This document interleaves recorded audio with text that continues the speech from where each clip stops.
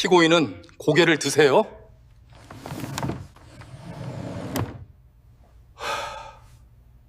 재판장이 법정 안으로 들어오자마자 사람들의 웅성거림이 잠잠해졌다. 그날따라 공기는 유난히 무거웠다. 법정 안에 앉아있는 사람들조차 어떤 사건이 진행될지 모른 채 긴장을 삼키고 있었다. 피고인석에 앉아있는 남자는 고개를 깊게 숙이고 있었다. 초라한 파카, 낡은 청바지, 신발은 달아있었다. 그 남자의 어깨는 마치 세상 모든 빚을 혼자 짊어진 사람처럼 묵직하게 내려가 있었다. 사람들은 몰랐다. 그가 왜 이곳까지 오게 되었는지, 그가 어떤 삶을 살고 있는지, 그리고 그날 재판장이 왜 그렇게 놀라게 되는지. 이 모든 시작은 작은 쪽방에서 올려놓은 한 냄비의 라면 때문이었다. 그 집은 내 식구가 겨우 몸을 누일 정도로 좁았다. 창문은 찬바람을 막지 못했고 바닥은 삐걱거렸다. 아버지와 아이 셋이 먹는 라면은 늘 한 봉지였다. 국물을 물로 채워 네 사람이 나눠 먹어야 했고 아버지는 대부분 아이들 앞에 밀어줬다. 아버지는 자리에 앉지 않았다. 그저 아이들이 먹는 모습을 보며 숟가락을 쥔 손을 무릎 위에서 꼭 쥘 뿐이었다. 장녀 은지는 숟가락을 든 손이 떨어지고 있었다. 아버지가 물었다. 은지야, 왜 그러냐? 은지는 작게 고개를 저었다. 아니야, 그냥 좀. 하지만 아버지는 알고 있었다. 며칠 전 은지가 깨끗한 수건을 겹겹이 접어 주머니에 넣어 다니는 걸 보았다. 그 작은 손이 얼마나 떨렸는지도 보았다. 은지에게 필요한 것은 단 한 장의 생리대였다. 그러나 그걸 사줄 돈이 없었다. 아버지는 자기 탓이라고 생각했다. 아내가 떠난 것도, 가난이 벽처럼 서 있는 것도, 은지가 겪는 불편함도 모두 자신의 책임이라고 여겼다. 그러나 그날 밤 은지는 학교 앞 가게에서 생리대를 손에 쥔 채 계산대 앞에 서 있었다. 얼마나 오래 서 있었을까? 주머니에 있는 돈은 버스비가 전부였다. 은지는 계산을 하지 못하고 그대로 가게를 나섰다. 집으로 돌아온 은지는 말없이 웅크렸다. 아버지는 그 모습을 보고도 아무것도 해줄 수 없었다. 다음 날 은지는 신고를 당했다. 가게 주인은 은지가 생리대를 들고 나가는 장면을 보고 절도죄로 신고했다. 그 결과 아버지는 피고인석에 앉았다. 가난을 죄로 묶어 법정으로 데려온 건 세상이었지만 아버지는 아무런 변명도 하지 않았다. 재판장은 서류를 넘기며 말했다. 피고인은 고개를 드세요. 남자는 천천히 얼굴을 들었다. 그 순간 재판장은 펜을 떨어뜨릴 정도로 크게 놀랐다. 재판장의 눈이 크게 흔들렸다. 숨이 멎는 듯한 표정이었다. 왜냐하면 그 남자의 얼굴은 재판장의 오래된 기억 속 단 한 사람을 떠올리게 했기 때문이었다. 평생 친구였고 세상을 떠난 지 오래였던 그 친구의 얼굴과 너무 닮아 있었다. 재판장은 손을 떨며 중얼거렸다. 너, 혹시? 남자는 아무 말도 하지 못했다. 아직 아무도 모른다. 이 재판이 그들의 인생을 바꿔놓을 것이란 사실을. 재판장은 떨리는 손으로 다시 펜을 집어들었다. 표정은 이미 평소의 단단함을 잃었고 눈빛에는 오래 묻어두었던 기억이 떠오르고 있었다. 그 기억 속에는 젊은 시절 누구보다 가까웠던 한 사람이 있었다. 같이 법대를 꿈꿨고 같이 웃었고 같이 술잔을 기울였던 친구. 그러나 친구는 갑작스러운 사고로 세상을 떠났다. 장례식에서 재판장은 친구의 가족을 보지 못했다. 아내와 아들은 어디에도 나타나지 않았다. 그날 이후 그는 늘 마음 한구석에 설명할 수 없는 빈자리를 품고 살았다. 그런데 오늘 피고인석에 앉아 있는 남자의 얼굴은 그 친구와 너무 닮아 있었다. 마치 세월이 그 얼굴을 닦아내듯 또렷하게 형태를 유지한 채 앞에 나타난 것 같았다. 재판장은 진정을 하려고 했지만 가슴 속에서 무언가가 터져 나오는 듯 했다. 방청석의 사람들은 재판장의 표정 변화가 이상하다고 느꼈지만 누군도 이유를 알지 못했다. 피고인석의 남자, 새 아이의 아버지인 준호는 고개를 든 채 당황한 눈빛으로 재판장을 바라보고 있었다. 준호는 자신의 얼굴이 왜 이 사람을 놀라게 했는지 이유를 알 수 없었다. 재판장은 조용히 물었다. 피고인의 이름은 준호 씨 맞습니까? 네, 맞습니다. 붙인 성함은 혹시 박도철 씨입니까? 준호의 눈이 크게 흔들렸다. 어떻게? 재판장의 손이 다시 떨렸다. 재판장은 속으로 말했다. 이 남자, 내 친구의 아들이다. 가슴이 벅차올라 숨조차 고르기 힘들었지만 재판장은 최대한 침착하게 다음 말을 이어갔다. 준호 씨, 이 집에 아이들이 셋이라고 나와 있군요. 준호는 조용히 고개를 끄덕였다. 장녀가 생리대를 훔쳤다고 신고가 들어와 있습니다. 준호는 고개를 숙였다.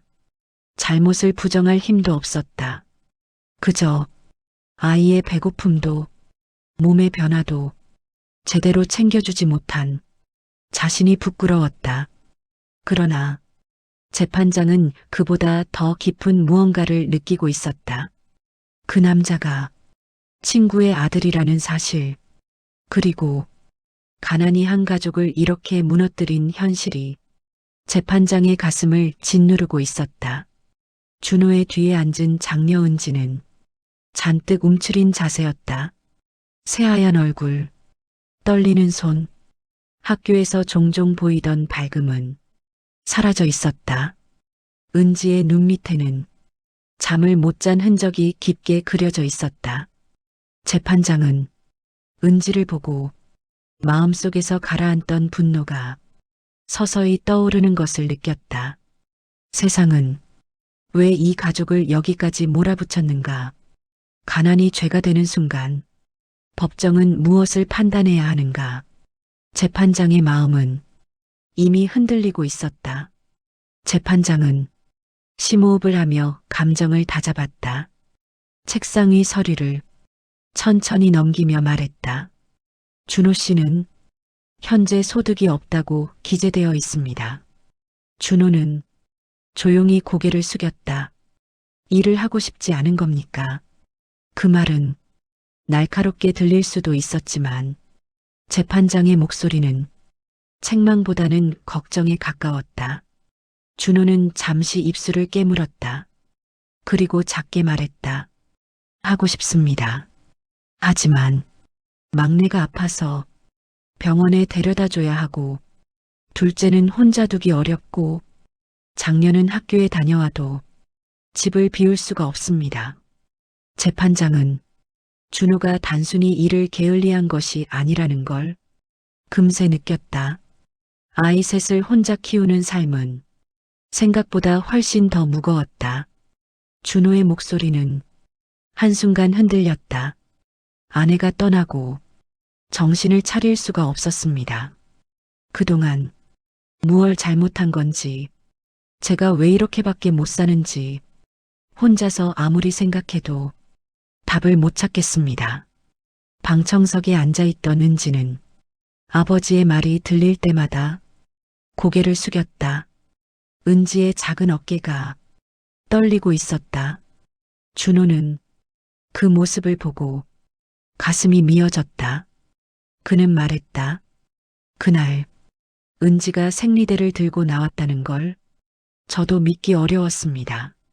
그 아이는 정말 착한 아이인데 돈이 없어서 저 때문에 그 아이가 그런 일을. 준호는 말을 잇지 못했다. 재판장은 그의 고개가 더 깊이 내려가는 걸 보며 속으로 피어오르는 분노를 삼켰다. 왜 이 사회는 생리대 하나조차 사지 못하는 아이를 죄인으로 만들어야 했는가? 그리고 왜 아버지가 절망을 숨긴 채 끝까지 아이를 감싸며 스스로를 죄인으로 몰아야 하는가? 재판장은 준호의 손을 보았다. 거칠고 굳은 살이 심하게 져 있고 손등 곳곳에 세월이 남긴 상처가 보였다. 단순히 가난한 손이 아니라 일을 오래 해온 사람의 손이었다. 그가 가진 능력을 아무도 알아주지 못했고 쓰지도 못했던 것이다. 재판장은 서류 끝에서 조그맣게 적힌 단어 하나를 보았다. 자격증, 전기기능사. 재판장은 눈을 찡그렸다. 준호 씨, 전기 일을 할 줄 아십니까? 준호는 깜짝 놀란 듯 고개를 들었다. 예, 현장에서 오래 일했습니다.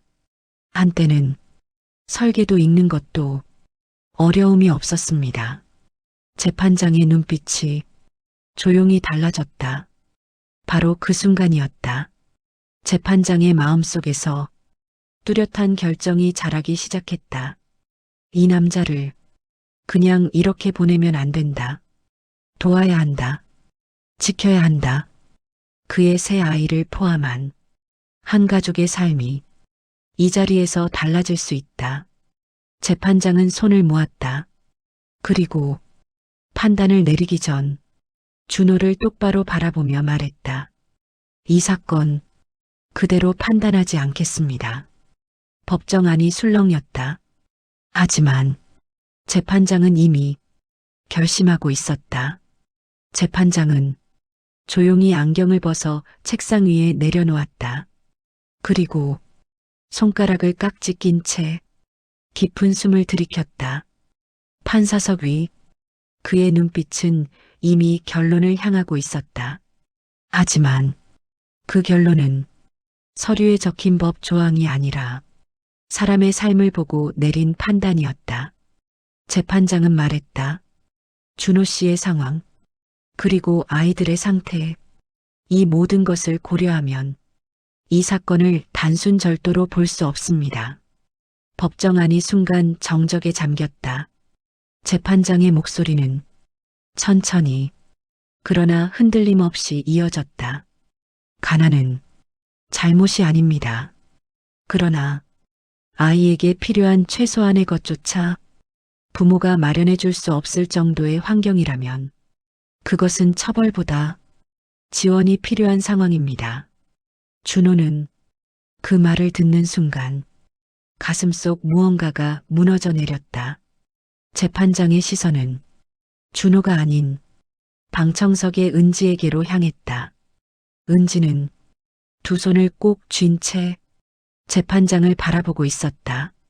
그 눈에는 두려움과 감사와 말하지 못한 부탁이 뒤섞여 있었다.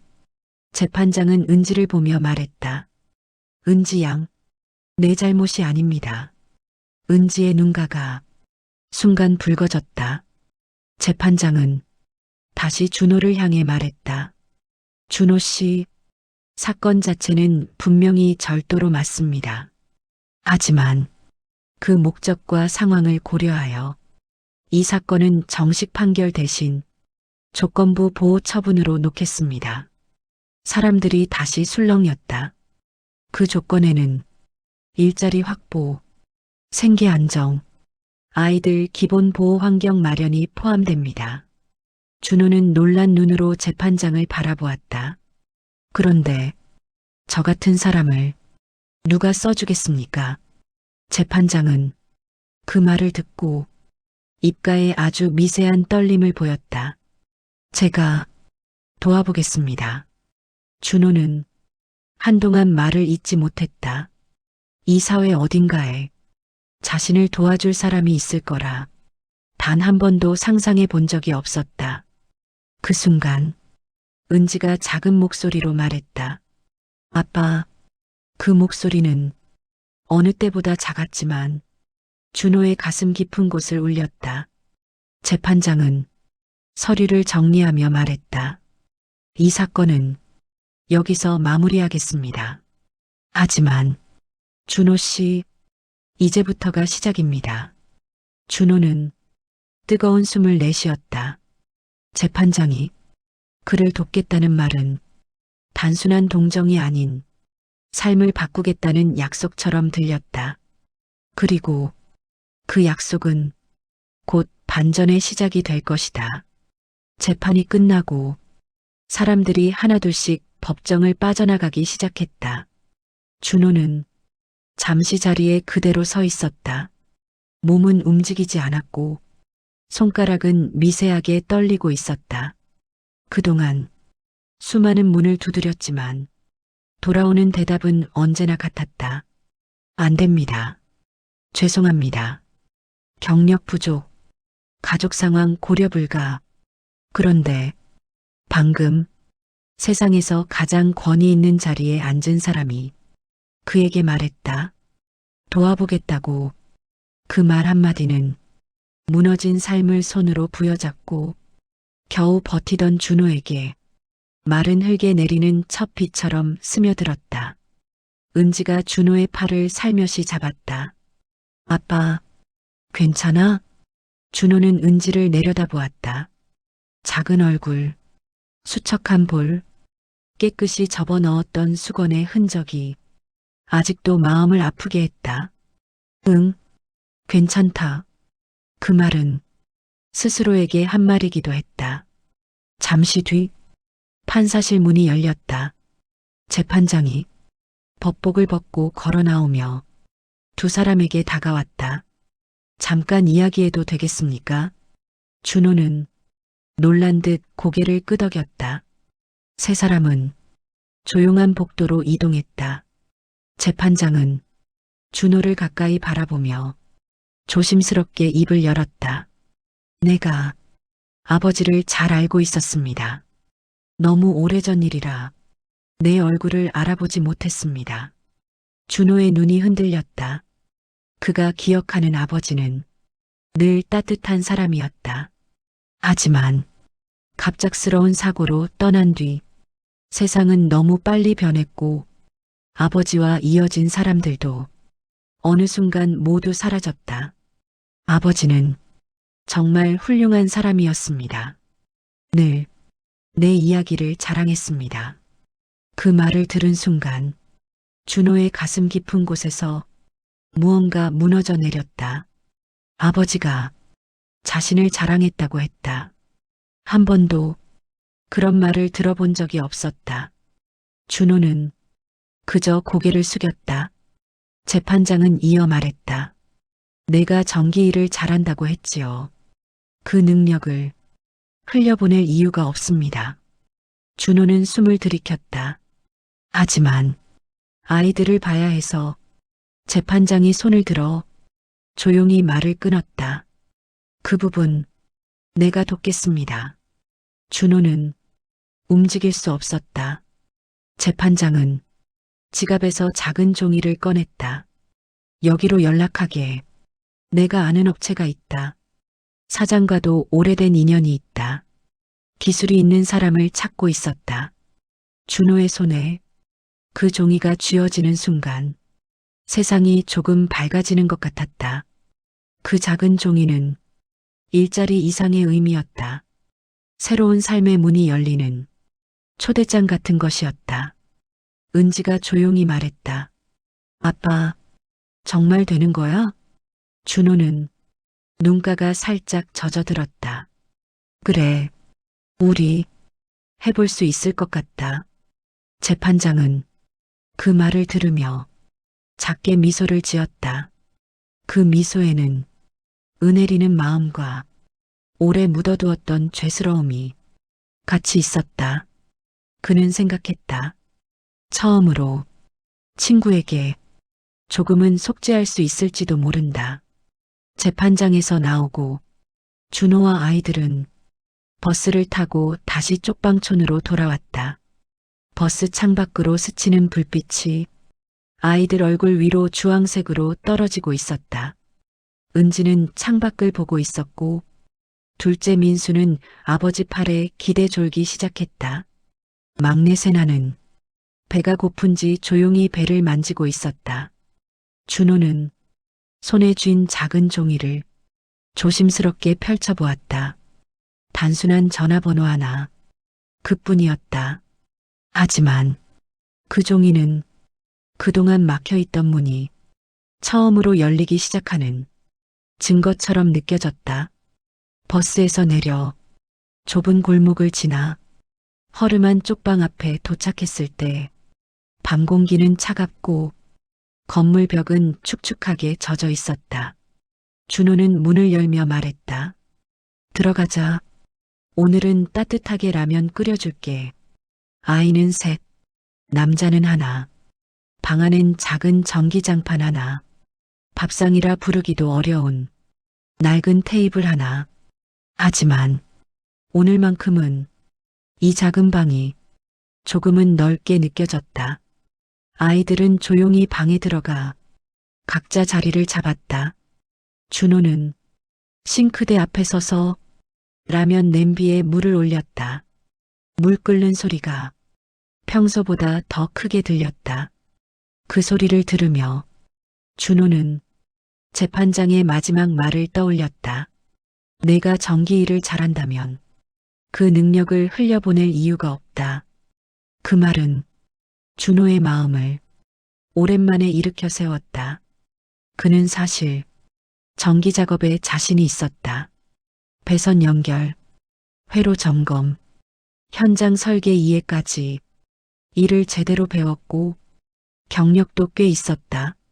하지만 아내가 떠난 뒤 막내가 아프기 시작하면서 아이 셋과의 생활은 무너져 내리고 말았다. 한번 무너지면 다시 일어나는 데는 생각보다 많은 용기가 필요했다. 그때 은지가 조용히 말했다. 아빠, 오늘 판사님이 아빠 도와준다고 했지. 준호는 고개를 끄덕였다. 응, 그런 말씀하셨다. 그러면 아빠 일 생기는 거야? 준호는 은지의 얼굴을 바라보았다.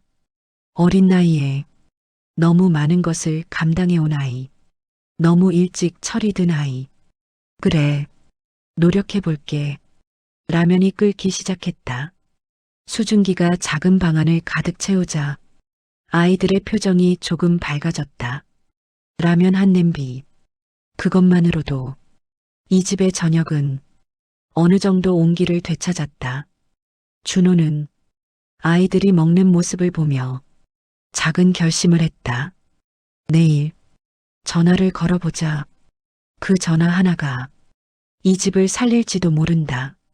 그날 밤 아이들이 잠든 후 준호는 작은 스탠드 불빛 아래에서 손에 쥔 전화번호를 다시 바라보았다. 그리고 조용히 속삭였다.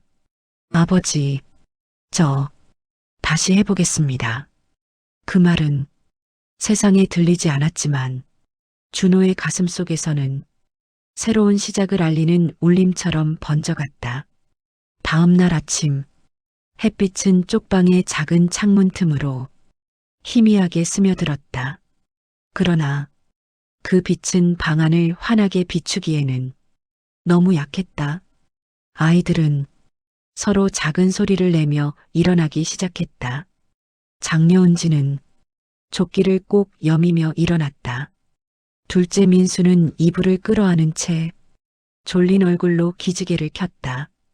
막내 세나는 아버지 옆에 바짝 붙어 포근한 온기를 찾고 있었다. 준호는 천천히 몸을 일으켰다. 어깨는 무겁고 허리는 이미 굳어 있었지만 오늘만큼은 다른 피로가 있었다.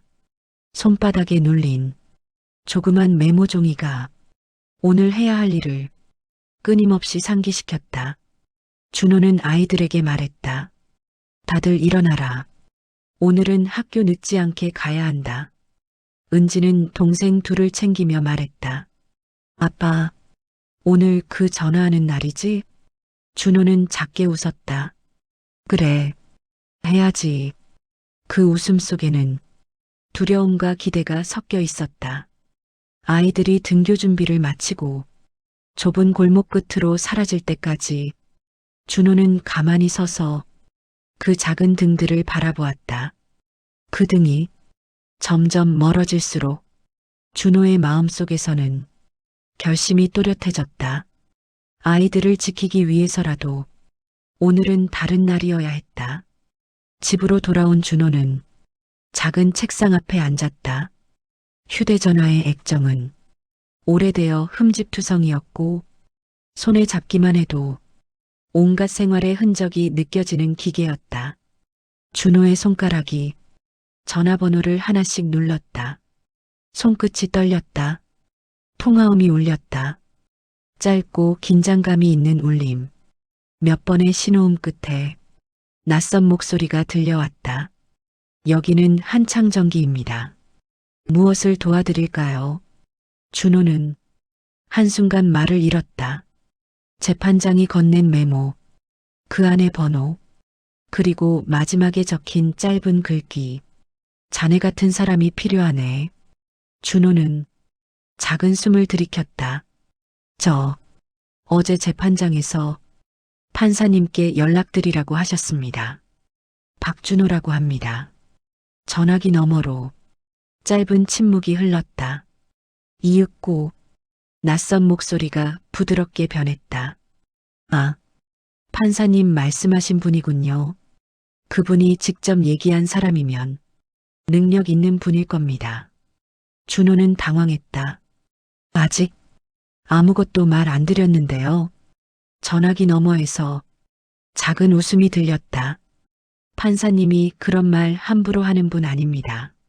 내일 오전 시간 괜찮으십니까?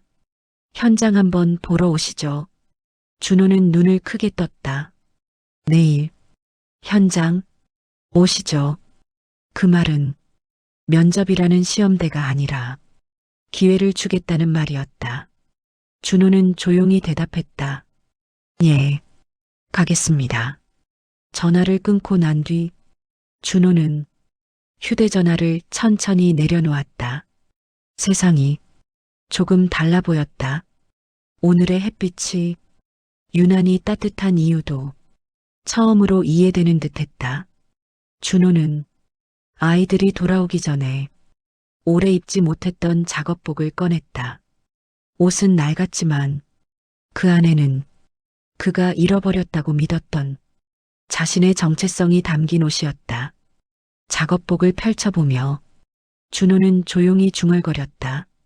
아버지, 정말 다시 해보겠습니다. 그 말 속에는 다시 일어서고자 하는 사람이 간절한 의지가 담겨 있었다. 다음 날 아침, 준호는 아이들을 등교시키고 난 뒤 옷장 깊숙이 처박혀 있던 작업복을 다시 꺼냈다. 세월의 냄새가 배어 있었고 군데군데 실밥이 튀어나와 있었지만 준호에게 이 옷은 무너진 인생에서 유일하게 남아있던 자존심 같은 것이었다. 그는 조심스럽게 작업복을 흔들어 먼지를 털었다. 소매 끝을 매만지고 지퍼를 올리며 오랜만에 느껴보는 현장 사람의 감각을 되찾았다. 가슴 한쪽이 이상하게 뜨거워졌다. 출근이라는 단어를 언제 마지막으로 써봤던가. 골목길로 나서자 찬 아침 공기가 얼굴에 스쳤다. 준호는 버스를 타고 약속된 현장으로 향했다. 버스 창밖으로 도시의 전봇대가 차례로 스쳐 지나갔다. 그 전봇대를 보는 순간 준호는 전기기술자로 일하던 시절이 떠올랐다. 높은 사다리를 타고 올라가 전선을 연결하던 날들, 도면을 보며 배선 구조를 한눈에 그리던 시절, 사람들이 자신의 실력을 인정해줬던 그때, 그 시절의 자신은 세상을 두려워하지 않았다. 하지만 아이 셋을 혼자 키우게 되며 그 모든 능력이 점점 뒷전으로 밀려났다. 도시 외곽으로 향하는 버스가 멈추자 준호는 작은 현장을 바라보았다. 굴착기 소리, 철근을 나르는 사람들, 헬멧을 쓰고 작업을 준비하는 인부들. 그 풍경은 준호에게는 낯설면서도 너무나 그립고 익숙한 풍경이었다. 바로 그때 한 남성이 다가왔다. 투박한 장갑, 두툼한 작업복, 굳게 담은 입. 박준호 씨 맞습니까? 예, 맞습니다. 남자는 준호의 손을 꽉 잡았다. 판사님 소개면 믿고 보는 거죠.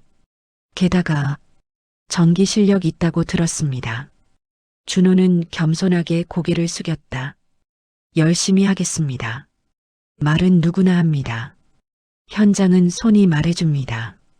기본 배선 점검부터 볼까요? 준호는 작업 가방을 받아들고 현장 전기함으로 걸어갔다. 두꺼운 철문을 열자 안쪽에는 복잡하게 얽힌 배선들이 보였다. 현장을 책임지는 남자는 준호를 지켜보고 있었다. 준호는 가방에서 테스트기를 꺼내 바로 손이 움직이기 시작했다. 배선색을 보고 회로 흐름을 파악하고 스위치 위치를 확인하며 실제 전력을 점검했다. 손은 거짓말을 하지 않았다. 그의 손은 이미 숙련된 기술자의 손이었다. 옆에서 지켜보던 책임자가 중얼거렸다. 손이 익숙하네. 준호는 잠시 멈추고 말했다. 오래 했습니다. 잠시 삶이 흔들렸을 뿐입니다. 책임자는 고개를 끄덕였다. 그 흔들림, 이제 잡을 수 있게 도와드리죠. 그 말은 단순한 칭찬을 넘어 미래를 열어주는 약속처럼 들렸다. 준호는 머리가 아닌 가슴으로 대답했다. 감사합니다. 그 순간 오랜 시간 잊고 지냈던 자신의 가치가 다시 떠오르기 시작했다. 오늘 그는 단순히 일하는 것이 아니라 잃어버린 자신을 되찾는 중이었다. 현장에 투입된 지 그렇게 며칠이 지났다. 준호의 일은 빠르게 인정받았다. 오랜만에 잡은 공구였지만 그의 손은 거짓말을 하지 않았다. 전기암 구조를 파악하는 속도, 문제 지점을 찾는 정확도, 배선 연결의 깔끔함, 이 모든 것이 그를 다시 기술자로 증명하고 있었다. 현장 사람들도 말했다. 저 사람, 손이 있다. 경력이 그냥이 아니네. 판사님 소개라더니 역시 괜찮은 사람 데려왔네. 그 말들은 준호에게 밥을 먹는 것보다 더 큰 힘이 되었다. 그리고 마침내 첫 급여일이 찾아왔다. 작은 흰 봉투 하나. 준호는 손바닥만 한 그 봉투를 조심스럽게 들었다. 손끝에서 떨림이 느껴졌다. 그동안 아이들 눈치를 보며 라면 한 봉지를 살 때도 마음이 무너졌는데 지금 그의 손에 쥐어진 것은 스스로 벌어낸 정당한 대가였다. 봉투를 열어본 순간 준호의 눈가가 붉어졌다.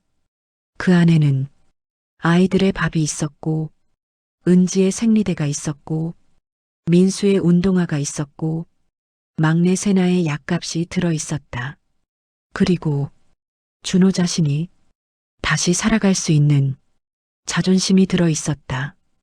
그날 퇴근 후 준호는 시장으로 갔다. 아이들에게 오랜만에 따뜻한 국과 반찬을 사주고 싶었다.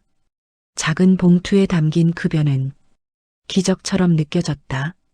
그는 국을 사고 달걀을 사고 소량의 고기까지 사서 장바구니에 담았다. 장바구니는 무거웠지만 준호의 마음은 묘하게 가벼웠다. 쪽방 앞에 도착했을 때 아이 셋이 현관 앞에 서 있었다. 은지가 먼저 뛰어왔다. 아빠, 오늘 일 어땠어? 준호는 오랜만에 아이들에게 제대로 웃을 수 있었다. 좋았다. 은지는 아버지의 손에 든 봉투를 보더니 눈을 동그랗게 뜨며 말했다. 아빠, 이거 뭐야? 준호는 봉투를 은지 손에 쥐어주었다. 우리 오늘 제대로 밥 먹자. 마치 그 말이 주문처럼 들렸던 걸까? 아이들의 얼굴이 한순간에 환하게 밝아졌다. 셋은 작은 방으로 들어가 준호가 준비한 저녁상을 둘러앉았다. 달걀말이, 따뜻한 국, 그리고 오랜만에 먹어보는 고기 한 점. 아이들은 그저 웃었다. 준호는 아이들이 먹는 모습을 보며 작게 떨리는 손을 무릎 아래에 두었다. 이 순간 세상이 조금은 제대로 돌아가는 것 같았다. 하지만 정작 큰 변화는 이제부터 시작이었다. 며칠 뒤 준호는 현장에서 일을 마치고 조용히 쪽방으로 돌아왔다. 골목은 여전히 어둡고 바람은 차가웠다. 하지만 준호의 발걸음은 예전과 달리 가볍고 분명했다. 작업복에는 하루 종일 일한 흔적이 묻어 있었고 손등에 굳은 살은 조금 더 단단해져 있었다. 쪽방 문 앞에 다다랐을 때 준호는 자신도 모르게 멈춰섰다. 문 앞에 낯익은 구두 한 켤레가 보였다. 반듯한 광택, 흙 한 점 묻지 않은 모양. 그리고 준호가 떠올릴 수 있는 사람은 딱 한 명이었다. 재판장. 준호가 문을 열자 작은 방 안에서 재판장이 아이들과 마주 앉아 있었다. 은지는 긴장한 듯 두 손을 무릎 위에 올려두고 있었고 민수는 허리를 곧게 세웠다. 막내 세나는 재판장을 반짝이는 눈으로 바라보고 있었다. 재판장이 자리에서 일어났다. 오늘 현장 첫 주 마무리했다고 들었습니다. 준호는 놀라서 고개를 숙였다. 그걸 어떻게 알아야 하니까요. 당신의 변화가 어디까지 갈 수 있을지. 준호는 감사함과 당황스러움 사이에서 어찌할 바를 몰랐다. 재판장은 작은 종이봉투를 꺼내 준호에게 건넸다. 이건 아버지께서 생전에 남겨둔 메모입니다. 준호의 손에서 힘이 풀릴 뻔했다. 아버지가 남긴 메모. 준호는 봉투를 열었다. 구겨진 낡은 종이 한 장. 거기에는 삐뚤지만 또렷한 글씨로 이렇게 적혀 있었다. 준호는 언젠가 반드시 세상을 다시 밝히는 사람이 될 것이다. 그 아이의 손은 빛을 고치는 손이다. 준호의 눈가가 순간 흔들렸다. 아버지의 글씨였다. 잊고 있었던 아버지의 손, 아버지의 목소리, 아버지가 자신에게 기대했던 한마디가 그 종이 한 장에 다시 살아났다. 준호는 떨리는 손으로 종이를 내려놓으며 말했다. 아버지가 이런 말을 남겼는지 몰랐습니다. 재판장은 조용히 고개를 끄덕였다. 당신이 언젠가 다시 일어날 거라고 늘 말했습니다. 그리고 그 말이 틀리지 않았다는 걸 제가 직접 보고 싶었습니다. 아이 셋은 조용히 아버지를 바라보았다. 은지의 눈에는 자부심이 어른거렸고 민수는 어느새 가슴을 쭉 펴고 있었다. 세나는 아버지의 손을 잡았다. 준호는 작게 떨리는 목소리로 말했다. 저 정말 잘하고 싶습니다. 재판장은 조심스럽게 웃었다. 그 마음이면 충분합니다. 그리고 곧 더 큰 기회가 생길 겁니다. 준호는 무슨 뜻인지 묻고 싶었지만 재판장은 더 말하지 않았다. 그저 아이들을 한번 바라보고 작게 고개를 숙이며 방을 나섰다. 문이 닫히는 순간 준호는 느꼈다. 삶이 조용히 하지만 확실하게 변하고 있었다. 그 변화의 시작은 누군가의 한마디가 아니라 자신이 다시 움직이기 시작한 그 첫걸음이었다. 며칠 뒤 준호는 점점 중요한 작업을 맡기 시작했다. 기초 배선 점검을 넘어 고전력 장비 연결, 문제 구간 설계 수정, 비상 상황 점검까지 책임자는 말했다.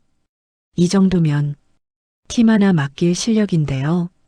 그 말에 다른 작업자들도 고개를 끄덕였다. 손이 진짜 빠르다. 정확도가 남다르네. 이렇게 깔끔하게 정리하는 사람. 요즘 없다. 그동안 가난이라는 이유로 평가받지 못했던 능력이 마침내 제자리를 찾아가고 있었다.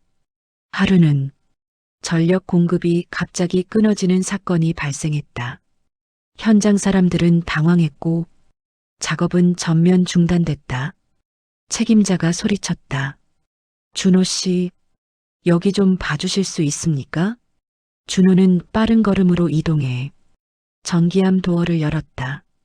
전선이 미세하게 탄 자국, 전류 흐름이 불안정해진 흔적. 원인은 피복이 벗겨진 작은 구간이었다. 그는 곧바로 절연 테이프를 감고 회로 연결을 재정비했다. 그리고 스위치를 올렸다. 철컥.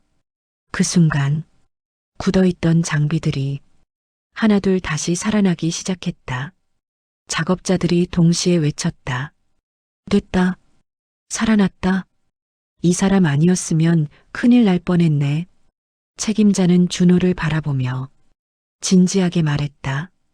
혹시 현장 말고 기술 설계팀으로 갈 생각 있습니까?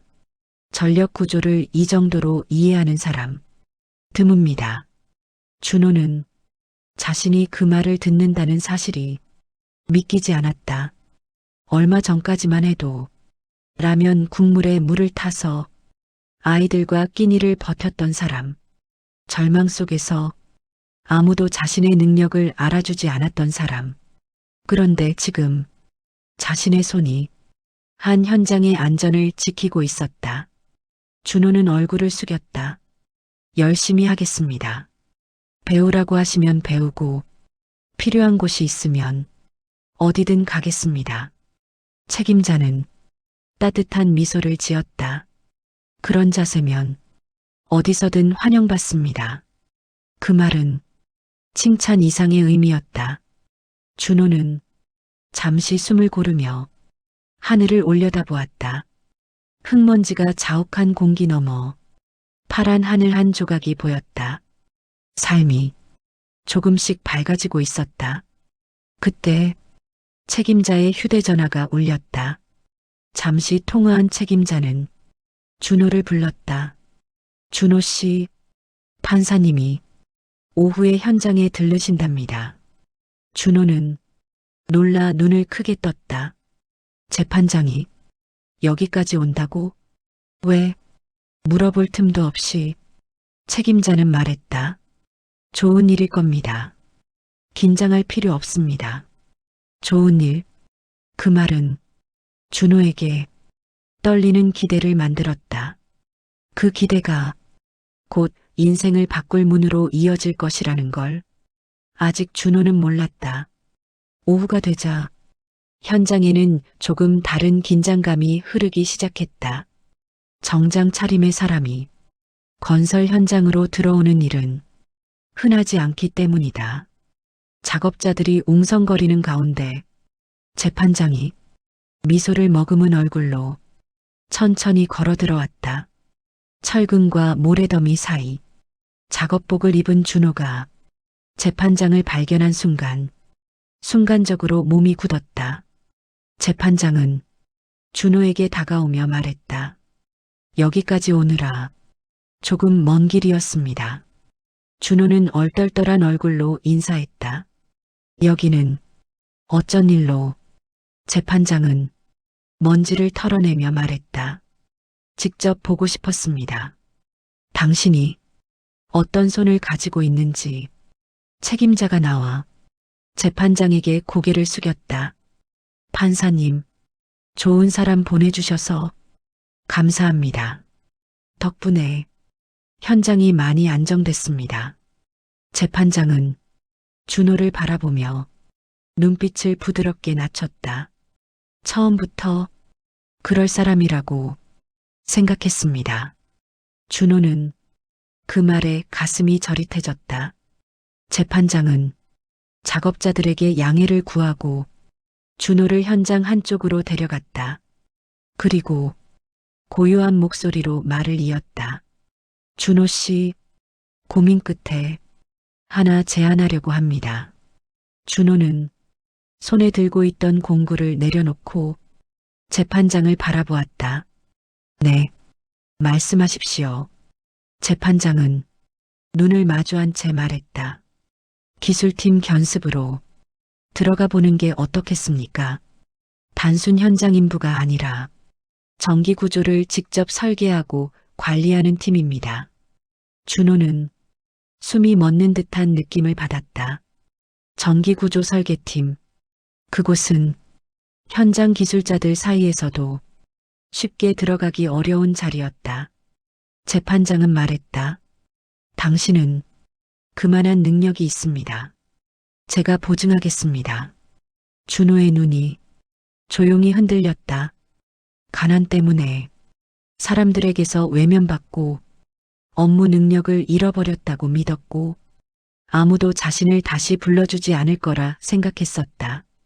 그런데 지금 그가 삶에서 가장 존경하는 사람이 그의 능력을 세상 밖으로 다시 꺼내주고 있었다. 준호는 조심스럽게 말했다. 제가 할 수 있을까요? 재판장은 부드럽게 웃었다. 당신은 이미 하고 있습니다. 준호는 작게 숨을 삼켰다. 이 말 한마디는 그동안 자신을 짓눌러왔던 모든 열등감과 두려움을 단박에 무너뜨리는 말이었다. 세상은 아직 끝나지 않았다. 그리고 이제 시작이라는 사실을 준호는 깨닫기 시작했다. 재판장은 마지막으로 말했다. 새로운 인생을 살아보고 싶다면 내일 아침 이 카드 주소로 오십시오. 재판장이 내민 카드를 받아들자 준호의 손이 조용히 떨렸다. 그 카드 한 장이 준호와 아이들의 운명을 완전히 바꿔놓을 반전의 문이 될 것이었다. 다음 날 아침 준호는 밝지도 어둡지도 않은 회색 하늘 아래 카드에 적힌 주소로 향했다. 아이들은 현관 앞에서 그를 배웅했다. 은지는 말없이 아버지의 작업복을 매만졌고 민수는 아버지의 신발끈을 다시 묶어주었고 세나는 작은 손으로 아버지의 손을 꼭 잡았다. 준호는 새 아이의 얼굴을 차례로 바라보며 말했다. 아빠, 잘하고 올게. 말은 짧았지만 그 말 안에는 준호가 새 아이에게 걸어가고 싶은 새로운 인생이 담겨 있었다. 버스를 2번 갈아타고 지하철을 1번 타고 걸어서 10분을 더 가니 재판장이 말했던 회사 건물이 나타났다. 작지만 단정한 전기기술회사. 입구에는 기술 도면이 붙어 있었고 현장 안전모가 가지런히 걸려 있었다. 준호는 천천히 문을 밀었다. 안쪽에는 작업복을 입은 관리 직원들이 도면을 펼쳐보며 작업 회의를 하고 있었다. 그중 한 명이 준호를 보고 말했다. 아, 박준호 씨? 판사님 통해서 얘기 들었습니다. 준호는 허리를 깊게 숙였다. 예, 잘 부탁드립니다. 직원은 도면을 넘기며 말했다. 잘 온 겁니다. 여기서는 손이 능력입니다. 그 말은 준호에게 가장 듣고 싶었던 말이었다. 준호는 기술팀 사무실로 안내받았다. 좁은 방이었지만 벽면 가득 전기 구조 도면이 붙어 있었고 책상 위에는 테스트기와 절연 장갑, 간단한 설비 부품이 정리되어 있었다. 관리자는 말했다. 첫날이니 간단한 실력 테스트부터 해볼까요? 저쪽에 고장난 회로함이 있습니다. 원인을 찾고 보고서 형식으로 정리해 보세요. 준호는 잠시 손에 힘을 주었다. 도면을 펼쳐보는 순간 오랫동안 잊고 있었던 전기 기술자의 감각이 다시 살아났다. 선의 흐름, 전력의 분배, 배선의 꼬임, 접지의 구조, 머릿속으로 그 모든 회로가 자연스럽게 연결되기 시작했다. 준호는 고장난 회로함을 열었다. 히터선이 과열된 흔적, 접지가 불충분해 생긴 전류 누설, 슬며시 탄 냄새. 준호는 도면과 비교해가며 문제 원인을 정확히 찾았다. 그리고 메모지에 정확한 진단과 개선 방법을 차례대로 적어 내려갔다. 관리자는 조용히 준호의 손을 지켜봤다. 그리고 준호가 첫 보고서를 제출하자 관리자는 말없이 문서를 넘겨보다가 미소를 지었다. 이 정도면 기술자 맞습니다. 오늘부터 정식 팀원으로 보죠. 준호는 숨을 들이켰다. 아버지가 남긴 메모의 말이 갑자기 떠올랐다. 빛을 고치는 손, 다시 살아나는 손. 그 말이 빈말이 아니었다. 재판장이 인정해준 능력, 아버지가 믿어준 재능, 아이들이 기대하는 아버지의 자리. 그 모든 것이 지금 이 순간 하나의 길로 이어지고 있었다. 준호는 관리자에게 깊이 고개를 숙이며 말했다. 정말 열심히 하겠습니다. 오늘 그는 기술자였다. 그리고 아이들의 아버지였다. 그리고 앞으로는 당당한 가장으로 살아갈 사람이었다. 준호가 기술팀에서 일하기 시작한 지 몇 주가 지났다. 아이들의 얼굴은 눈에 띄게 달라졌다. 은지는 눈 밑에 그늘이 사라졌고 학교 수업에 집중하기 시작했다. 교실에서 발표도 늘어났다고 선생님이 전화를 주시기도 했다.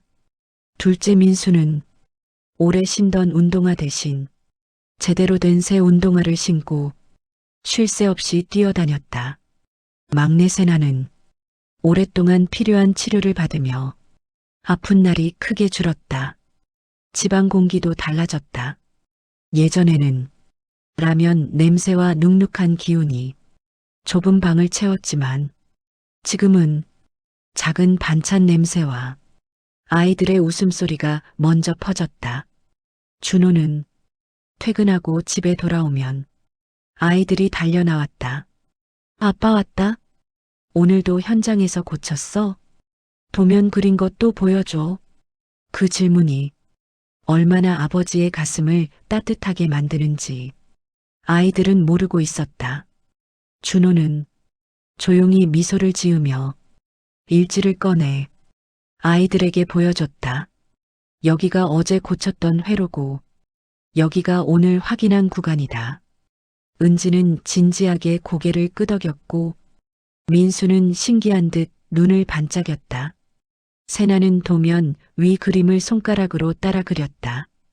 이 작은 방은 이제 가난의 냄새가 아니라 희망의 냄새가 나는 집이 되었다.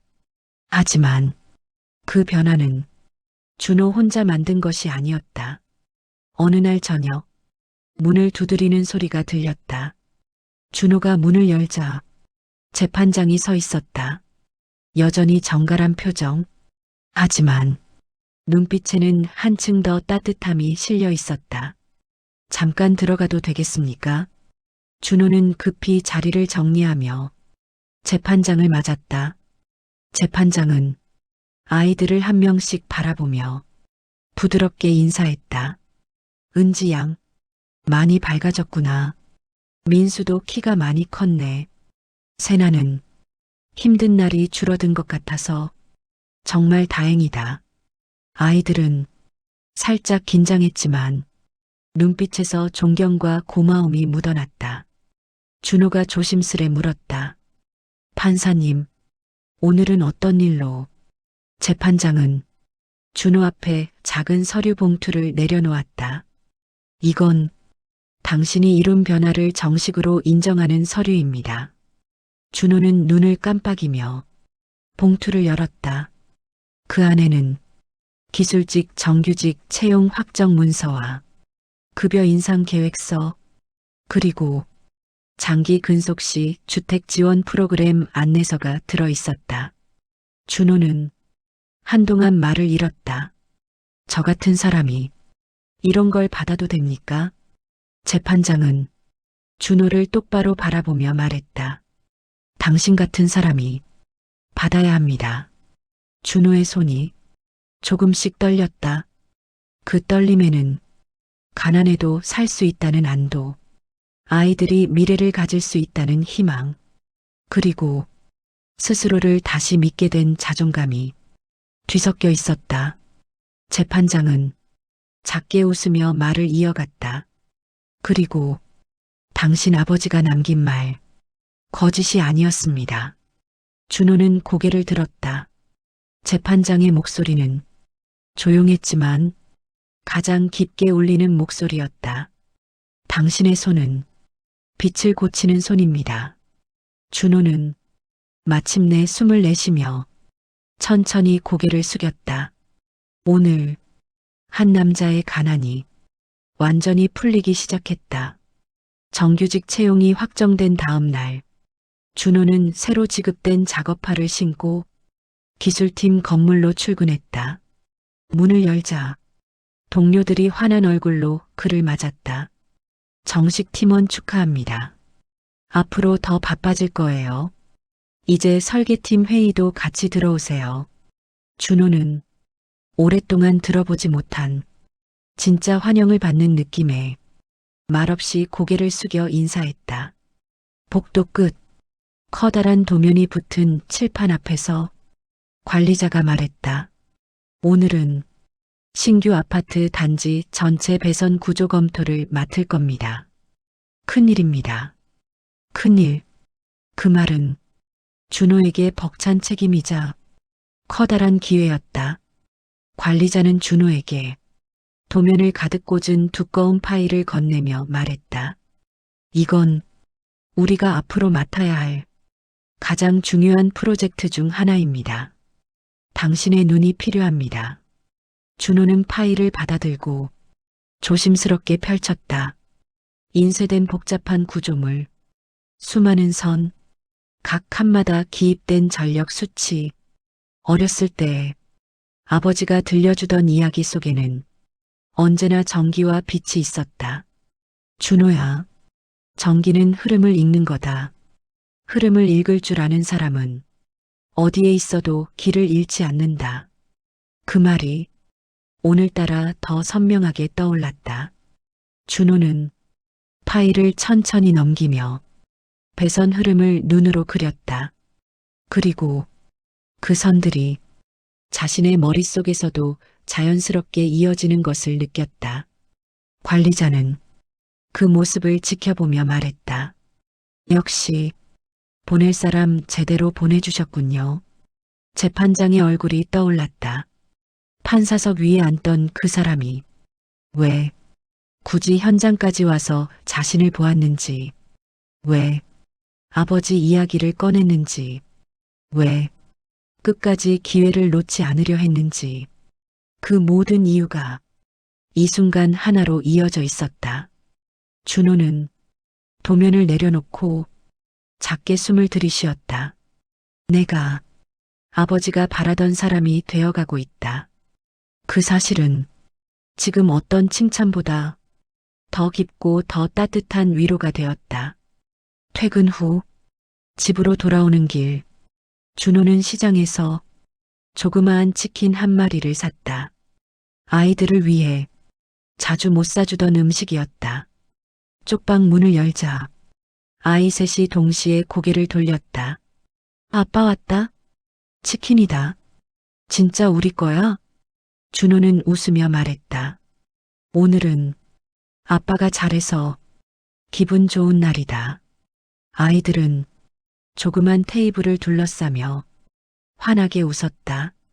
은지는 치킨 한 조각을 들고 가장 먼저 이렇게 말했다.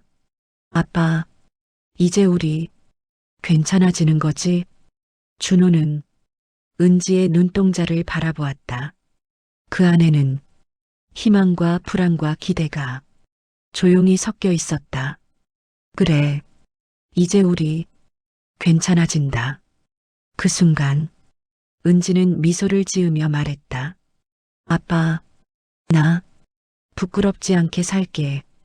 준호의 가슴이 천천히 따뜻하게 채워졌다.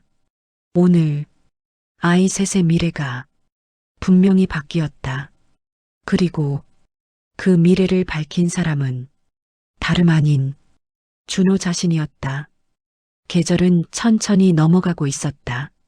준호가 기술팀 정규직이 된 지 2달이 흐른 어느 날, 그가 맡았던 신규 아파트 단지 배선 검토 작업이 최종 승인 단계를 맞이했다.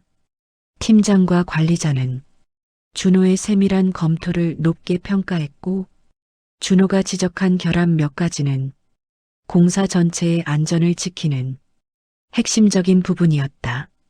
그날 오후 준호는 팀장에게 불려갔다. 박준호 씨, 이번 프로젝트 당신이 없었으면 이만큼 매끄럽게 진행되기 어려웠습니다.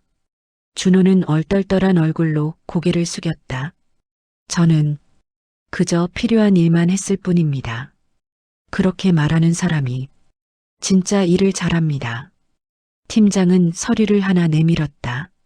다음 달부터 기술 설계팀 정식 배정입니다. 승급도 같이 이루어질 겁니다. 준호는 순간 숨이 턱 막히는 듯 했다. 그가 가난과 무기력에 짓눌려 작은 방에서 웅크리고 있던 시간은 그리 오래되지 않았다. 하지만 삶을 다시 붙잡는 데 필요한 건 하루의 용기, 그리고 그 용기를 지켜주는 단 한 사람의 시선이었다. 퇴근 후 준호는 가장 먼저 재판장에게 전화를 걸었다. 판사님, 저 정식 설계팀으로 가게 됐습니다. 전화기 너머 재판장의 목소리는 잔잔했다. 그럴 줄 알았습니다. 당신은 그런 사람이니까요. 준호는 작게 웃었다. 아버지가 저를 믿어줬던 이유를 오늘 조금 알 것 같습니다. 재판장은 천천히 말했다. 아버지는 당신이 다시 일어설 것을 평생 믿었습니다. 그리고 이제 당신 아이들도 당신을 믿을 겁니다. 준호는 가슴 깊이 뜨거운 울림을 느꼈다. 그날 밤 집에 돌아오자 아이 셋이 하나둘 모여 앉아 있었다. 은지는 공책을 펼치고, 민수는 연필을 깎고, 세나는 색연필로 그림을 그리고 있었다. 준호는 아이들 앞에 앉아 말했다. 얘들아, 아빠 다음 달부터 팀장님이랑 같은 사무실에서 일하게 된단다. 아이들은 동시에 눈을 크게 떴다. 진짜? 아빠 승진이야? 우리도 더 좋아지는 거야? 준호는 웃으며 말했다. 그래, 이제 더 든든한 아빠 될게. 그때 은지가 말했다. 아빠, 나도 빚 고치는 사람 되고 싶어. 준호는 순간 말을 잃었다. 아버지가 남겼던 말, 재판장이 건네준 그 낡은 메모 속 구절, 빛을 고치는 손. 이제 그 말이 세대를 넘어 아이의 마음에 닿아 있었다. 준호는 아이들의 머리를 쓰다듬으며 천천히 말했다. 너희가 원하는 건 무엇이든 할 수 있다. 아빠가 그걸 지켜줄게. 그 말은 단지 약속이 아니라 준호 자신에게도 한 맹세였다. 더는 가난이 아이들의 미래를 끊어놓지 못하게 하겠다.